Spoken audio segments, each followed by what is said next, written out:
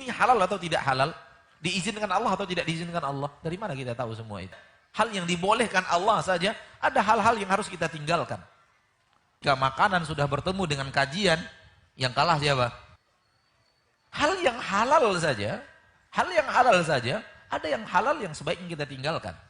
Masih ada yang sedang meruncing pena di majelisnya, ya katakan kamu keluar.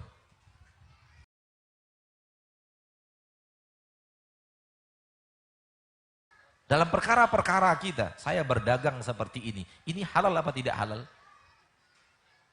Saya bertransaksi seperti ini, konsumen saya begini melakukannya, saya begini membuat kesepakatannya, ini halal atau tidak halal? Diizinkan Allah atau tidak diizinkan Allah? Dari mana kita tahu semua itu?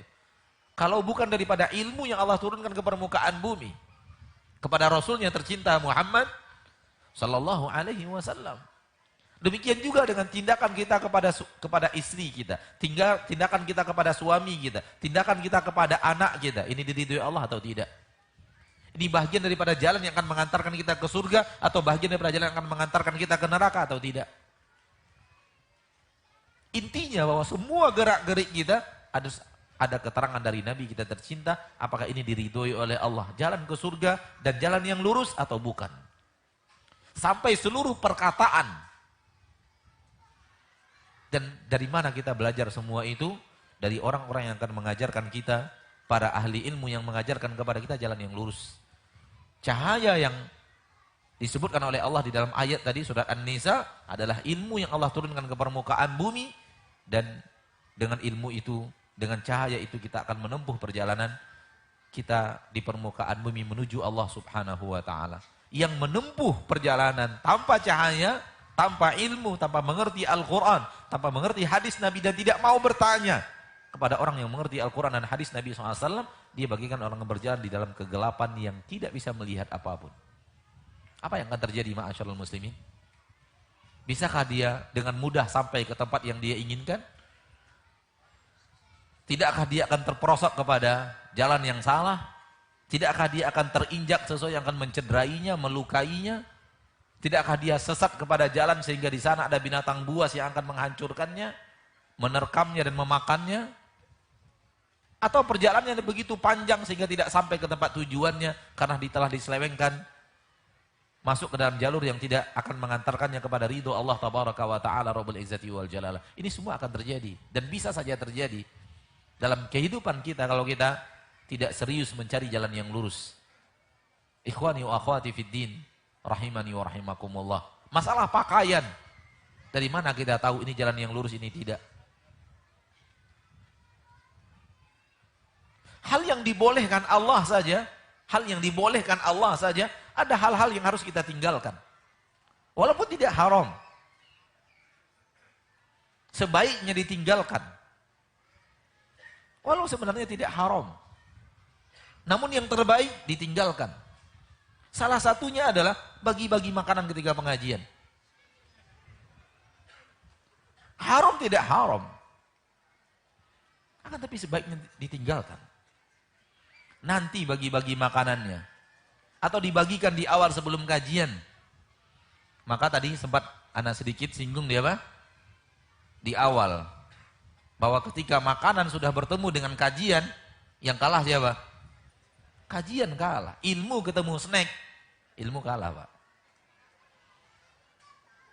Dan ini mujarrab. Ini sesuatu yang tajribah. Sesuatu yang kita rasakan.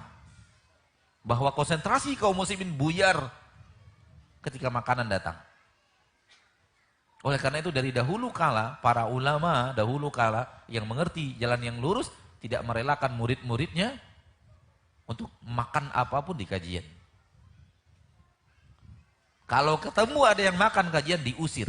Kalau ini kita terapkan sekarang, berapa orang yang tinggal di majelis ini? Bukan tidak ada yang selamat, alhamdulillah masih ada yang selamat. Tapi cuma berapa orang yang selamat? Hal yang halal saja, ada yang halal yang sebaiknya kita tinggalkan. Namun ini zaman dahulu ketika ilmu benar-benar dimuliakan manusia. ketika ilmu benar-benar dihormati kaum muslimin, ketika ilmu cahaya yang Allah turunkan ke permukaan bumi benar-benar menjadi sesuatu yang mereka harus muliakan semulia-mulianya. Ketika itu mereka benar-benar luar biasa di dalam peraturan, ketat di dalam disiplin. Dulu mereka belajar nggak pakai pena kita sekarang. Pena mereka berasal dari apa? Dari bulu, ya. Sampai sekarang kan kalau pena itu lambangnya adalah bulu itu. Nah, dan bulu itu harus diruncing supaya dia dicelupkan ke tinta kemudian dituliskan, tulisannya kecil tidak melebar.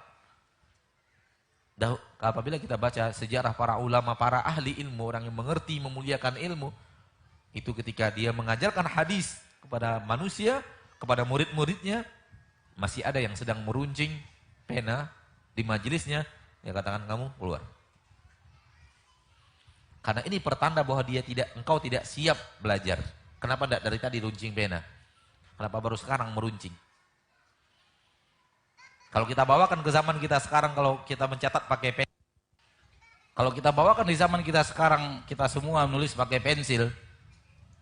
Misalnya dalam majelis ini ada orang yang masih meruncingkan pensilnya, itu di zaman dahulu sudah diusir dari majelis. Apalagi makan-makan, Pak. Lebih parah. Ya. Imam Ali Ad-Daruqutni, beliau di dalam biografi hidupnya itu dinukilkan sambil mendengar hadis beliau menasakh. Nasakh itu apa ya? Menulis sesuatu ditulis ulang. Kalau kita ingin mendapatkan sebuah buku di zaman kita sekarang kan tinggal pergi ke tukang fotokopi kan. Kalau dulu nggak ada fotokopi. Yang ada nasakh. Ditulis ulang huruf demi huruf. Lihat bukunya tulis ulang, Begitu orang ingin mendapatkan sebuah buku. Berhari-hari mereka mendapatkan sebuah buku dengan cara menulis ulang. Kalau seandainya mereka tidak ada waktu, itu di pasar ada nasakh namanya, tukang tulis ulang, tukang fotokopinya zaman dahulu. Serahkan kepada buku, tolong wujudkan untuk saya buku ini, dia tulis ulang buku itu. Huruf demi huruf. Itu namanya nasakh dalam bahasa Arab. Imam Ali Ad-Daruqutni terlihat sedang menasakh sebuah buku di sebuah majelis hadis. Tapi dia sengaja sembunyi-sembunyi dari pandangan gurunya. Karena dia tahu, kalau gurunya tahu, dia akan marah dan akan diusir dari majelis. Dia sembunyi-sembunyi supaya tidak nampak, lalu menasakh. Gurunya membacakan hadis. Dilarang oleh temannya di sampingnya, jangan menasakh. Itu hadis lagi dibacakan. Terus Imam Ad-Daruqutni tetap menulis. Setelah kajian bubar, setelah kajian selesai, ilmu hadis telah disampaikan, cahaya wahyu telah disampaikan oleh gurunya, udah bubar majelis, tadi sahabat Imam Ali Ad-Daruqutni tadi menasihati Imam Ad-Daruqutni, kamu kenapa menasakh ketika tadi pelajaran? Kan nggak boleh, kita harus memuliakan ilmu, kita harus dengarkan apa yang dikatakan oleh guru kita daripada hadis-hadis Rasulullah SAW yang dibacakan. Imam Ali Ad-Daruqutni tersenyum saja dan mengatakan kepada sahabatnya, kamu tadi nyimak dengan baik. Iya, tolong bacakan hadis itu dari awal sampai akhir. Kata temannya, saya nggak bisa, nggak hafal. Kata Imam Daun, dengar sekarang saya bacakan. Diulang lagi perkataan gurunya dari awal sampai akhir.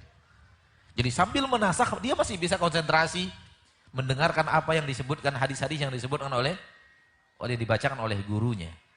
Kekuatan hafalan yang luar biasa yang Allah berikan kepada orang-orang tertentu untuk menjaga hadis Nabi kita Muhammad Sallallahu Alaihi Wasallam untuk sampai di zaman kita sekarang hadis itu. Jadi ma'asyiral muslimin, intinya adalah seandainya gurunya tahu dia nulis bukan pelajaran yang sedang disampaikan, itu diusir dari majelis.